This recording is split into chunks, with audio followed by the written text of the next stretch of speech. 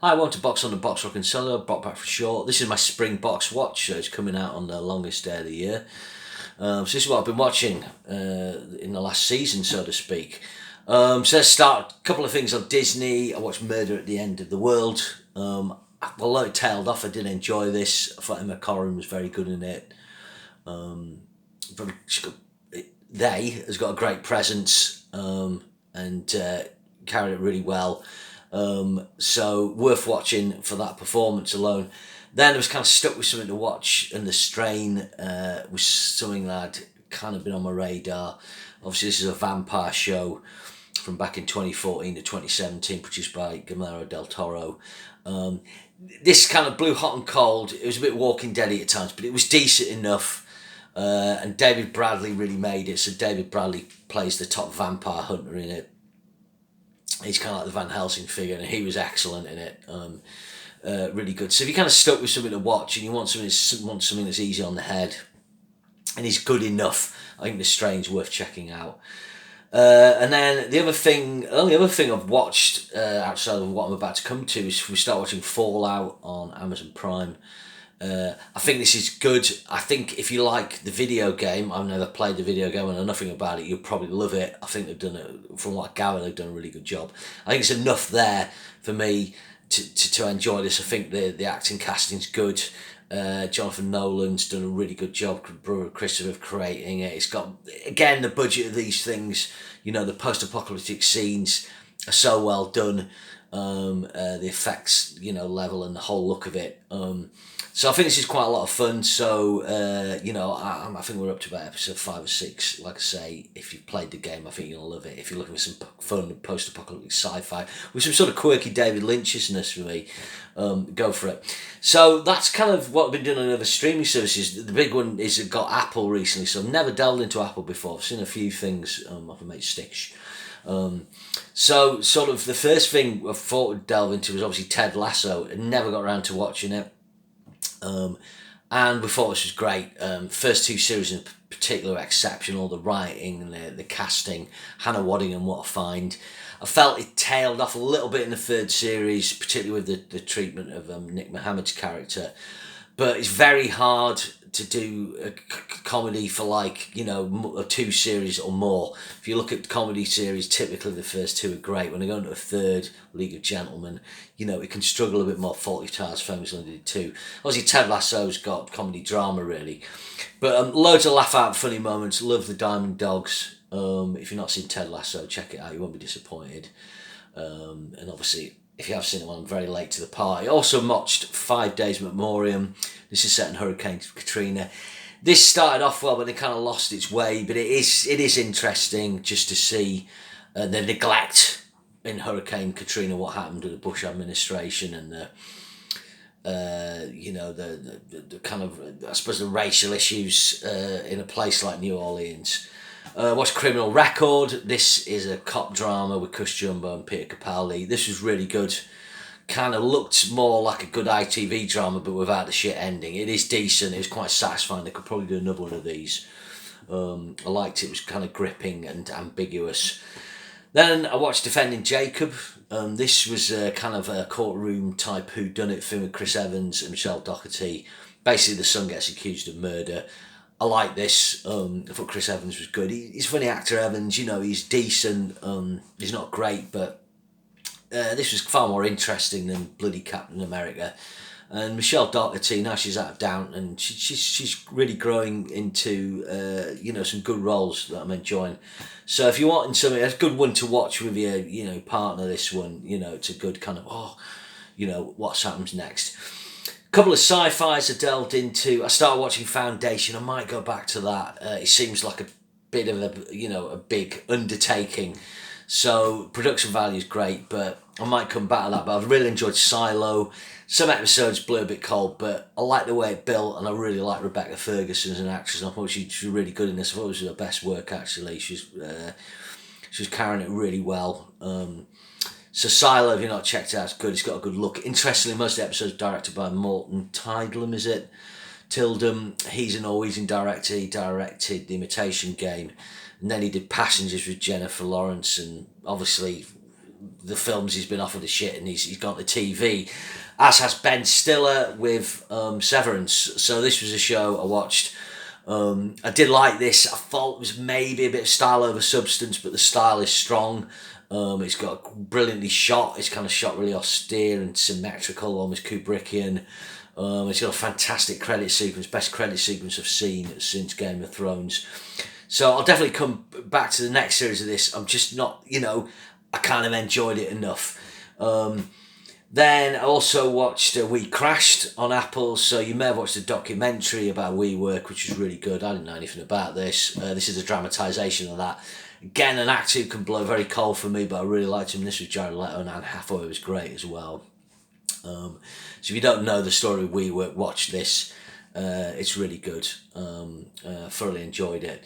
And then my other one I've been watching is Tehran. So this is an Israeli-made Iran-set spy thriller with Mossad agents going into Iran, female-led, really good.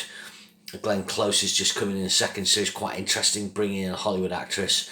Makes a nice companion piece with Fowler. It's another show you may have heard me talk about, which is on Netflix, which is Israeli made.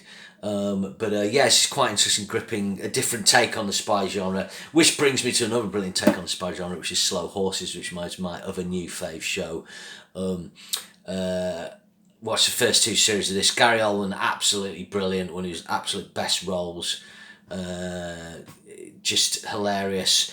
So loving him in that, loving the cast, and particularly Jack Lowden is really good in this. Watching this show, I think my wife thinks this, and I think she's right. I think Jack Lowden will make a good James Bond. He's got the smoothness of Moore, but he's got the vulnerability in this as well. It sounds daft, but he runs and moves well. And I think he's a personal character. I think he'd do well. He'd do well at promoting James Bond. He's 6 foot tall. Watch it and see what you think. If they don't go for Aaron Taylor Johnson, Jack Lowden. That's I think that's everything. Hijack, that was the last one, the first thing we watched on Apple. So I was very excited about this, and it is entertaining and it is exciting, and I really enjoyed Idris Elba's performance in this. However, I was wondering why the woman from Casualty was in it, and then in the final episode it completely jumped to shark. Oh, that's why the woman from Casualty was in it. I'll leave you to watch it, make up your own mind, or if you've maybe seen it, a lot I'm talking about. So it really went bloody stupid in the last episode. But prior to that, it is gripping. It's kind of like an airport read, I suppose. It's a page turner, but done in TV styly. That's everything I've done there. Let's just look at films quickly. Bear with me a second, just on my list. Okay, so coming here, not a massive amount. You will have seen my review for The First Omen. That's now on Disney. I actually enjoyed that. I think it's pretty good. Also, Late Night with the Devil, you'll find that on Amazon Prime, and then go through it to Shudder. Argyle was far too daft. That was one film I watched on Apple. But another film I did watch on Apple that I really enjoyed was Tetris. If you've not seen that, I know nothing about Tetris, the game. You know nothing about the story. Very good. Good little quirky sci-fi on Sky Cinema was Monolith. This is just a kind of like led by a single female actress, like a sci-fi horror, but well done. Made great use of atmosphere in his limited budget and space. And also Reality, I enjoyed. Again, I didn't know anything about the story. Sydney Sweeney doing a more serious role. I think she's a really good actress. She's one to watch out for. Seems to be growing in stature. So this is good. It's about a girl who, basically broke her and told secrets.